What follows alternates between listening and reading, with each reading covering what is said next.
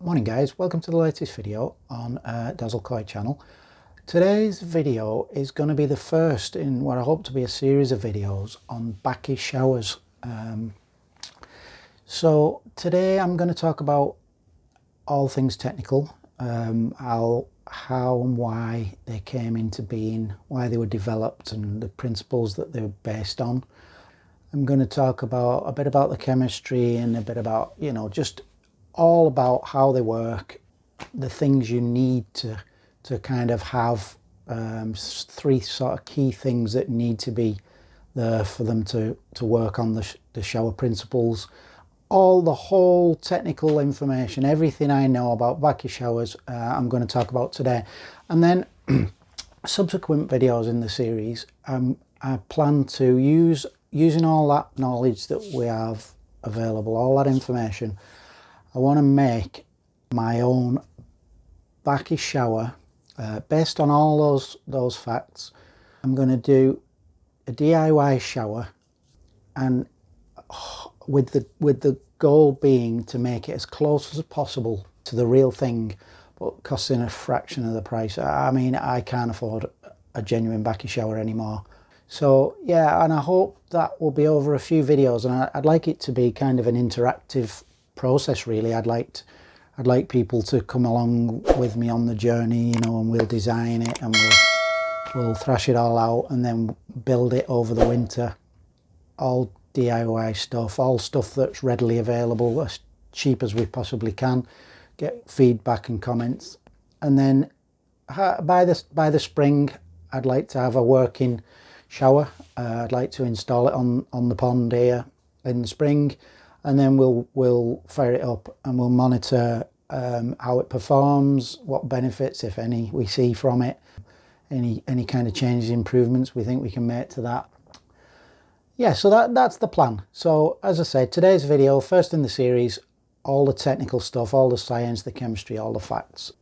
Okay, so to kick off then, I will just briefly run through my experiences of using Bakki showers. So it started back around about, I think, early 2000s, probably 2002, 2003. I became aware of these Bakki showers, which I think were new at the time, certainly newish, new to this country, definitely new to me. I did a lot of research into them, and I thought they seemed like the absolute ideal filter, to be honest. They seemed absolutely brilliant. And so I designed a pond from the ground up, complete new pond design, 5,500 gallons, to run solely on Bakki showers, no other filtration at all. I mean, in my opinion at the time, as far as I was aware and still am, that was the first pond of its kind. So the first pond to be designed and built purely around Bakki showers, run purely on Bakki showers and no other filtration at all. So that was how I became involved with Bakki showers. I designed and built the pond. It had two bottom drains, two spin drifter rated bottom drains, 4-inch lines straight into two sequence 15,000 pumps, straight out of the sequence pumps, straight over a shower. So two bottom drains, two pumps, two showers. I then had a third shower which was fed from two block skimmers, full block, big skimmers in the wall of the pond, came together all symmetrically, teed into one, fed a third sequence 1500 pump, and pumped directly over a third shower. No no mechanical filtration, nothing at all. That was it. That was all that was on that pond.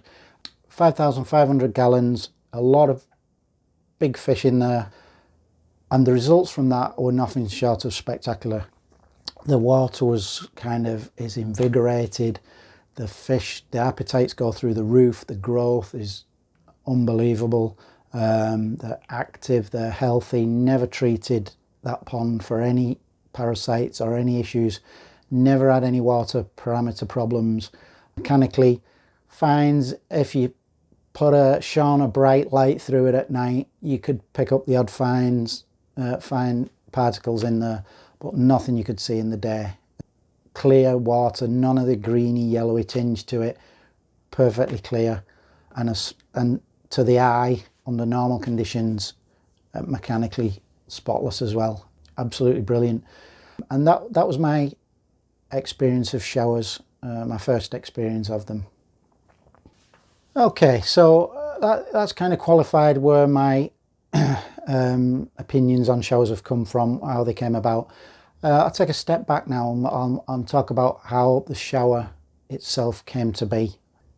So it came about as a result of a project undertaken by Daisuke Maeda at Momotaro Koi Farm in Japan. They ran a project with the goal of that project being to replicate the filtration and the results they saw from naturally filtered water in nature in Japan. Now, basically that water was ran down mountain streams, mountain rivers, cascaded down, smashed against porous rocks along the way, and the results at the end of it was water that was crystal clear. It was deodorized. It was free of any chemical impurities, if you like, and obviously the fish in the lakes and the ponds at the bottom of these streams and rivers absolutely flourished. And so that was what the project was about, replicating that natural filtration.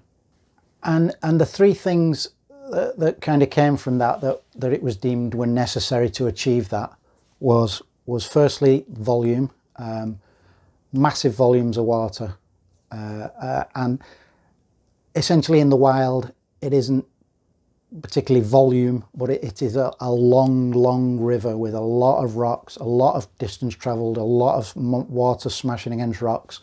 So to replicate that in a pond system, you needed to put big volumes of water, and from that came a figure of 3,000 gallons per hour plus. That's an absolute minimum per shower. Secondly was the media itself. So porous rocks were replicated by a 6-year project to develop a filter media that kind of mimicked those rocks basically, and from that came bacteria house media, BHM as it's abbreviated, which is a 1300C fired for 60 minutes ceramic media which possesses some far infrared qualities, hard wearing, etc, etc.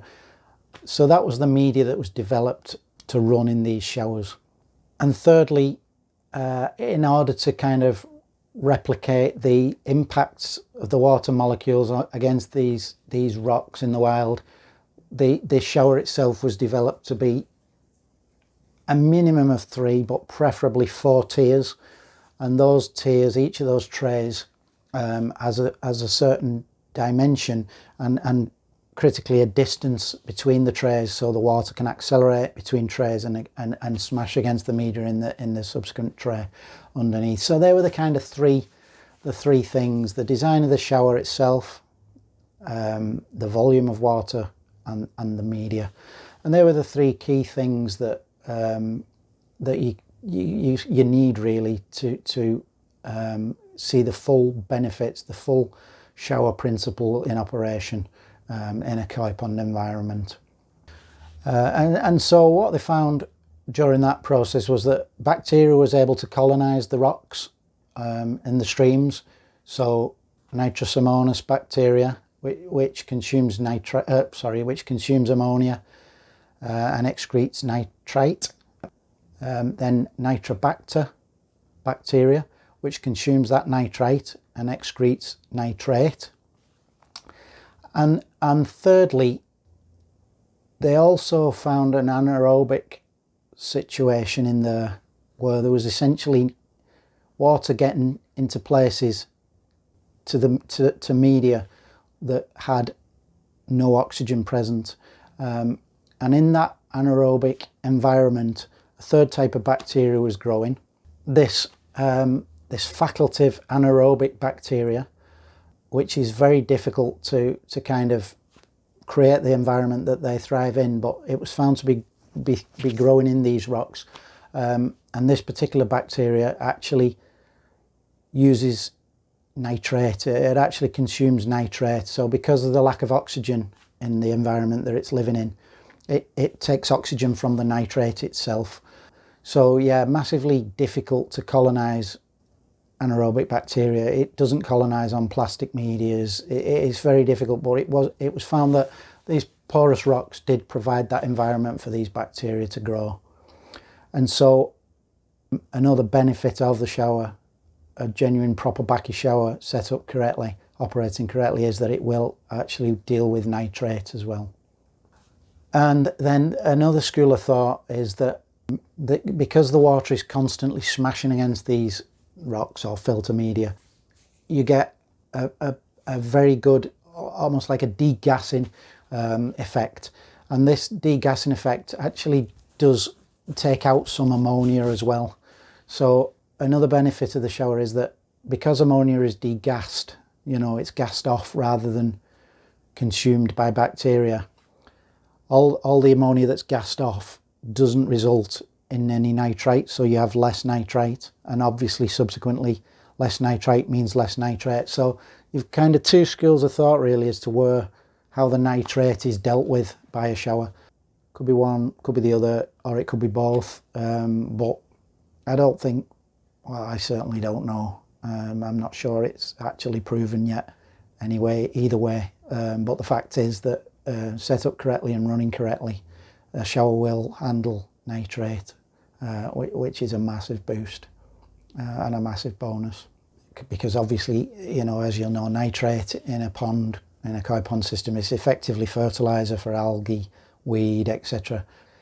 It also can build up to a level that can become harmful if left unchecked. And also another maybe little known fact, I don't know, maybe not, but nitrate in high levels finds its way back into your koi system, and it's then converted internally back to nitrite, and as such it reduces the hemoglobin in the koi's blood's ability to transport oxygen around. And I have done a video on that. If you want to check out more information on nitrite, there is a video on my channel available.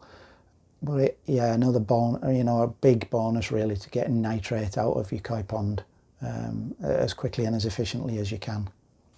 I just touched a little bit on in order for a shower media to sort of sustain the denitrifying bacteria that handle ammonia and nitrite, it does need to be the correct media, and bacteria house media was developed solely for that purpose. You know, plastic medias don't work, pumice, grog, they just don't do the same job. They don't have the surface area and the pores that Bakki house media has. They certainly don't have the ability to colonize anaerobic bacteria to deal with nitrates. They tend to break down quickly as well, etc, etc. So it is vital really that you use the correct 1300C fired ceramic media with some far infrared properties. Certainly if you wish to see the full potential and the full shower experience. Obviously, you know, if you use other medias, you will still see some benefits. You'll still see some biological activity, certainly with the stones rather than the plastic medias. You will certainly see good aeration, which is always a bonus.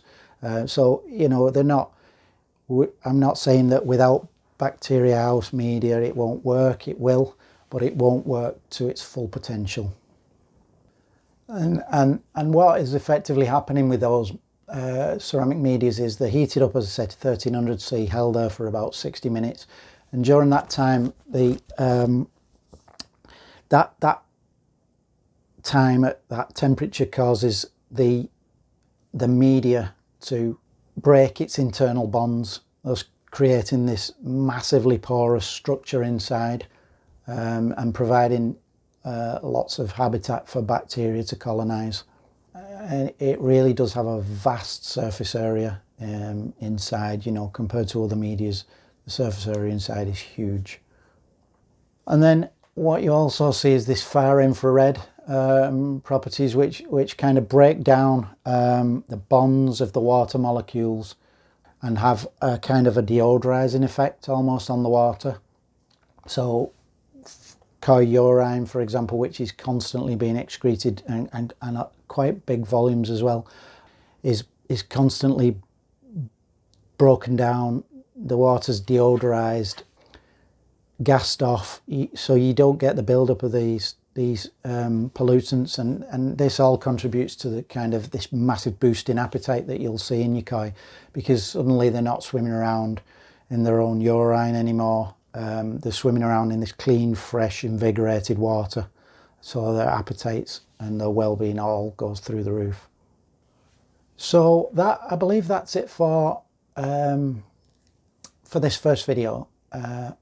I think that's everything I've got on showers, the principles and the technical stuff. So yeah, look out for the next video in the series. As I say, in that next video, I'll go through a process of kind of planning a DIY shower build. So now we know kind of the principles that we need with the volume. You know, it needs to be able to handle as much volume as we can. It needs to have a ceramic media, and then the dimensions that we've got for the trays, etc., in order for that smashing of water molecules to occur. So we'll put all that into a design and come up with something, hopefully, that we can then go on to build from materials readily available to us, you know, cheap and hopefully effective. So yeah, look out for that. Any comments, good or bad, as always, please do stick them down below. I'll answer any comments, any questions. Give me a like if you like the video. If you haven't already subscribed, then please do subscribe to the channel, so that you don't miss out on any of the future content coming up. I do have a long list of videos I intend to make over the coming months. I've had a lot of feedback and a lot of requests from subscribers already, so yeah, please do subscribe, and I will catch you in the next video, hopefully not too long, and until then, do stay safe.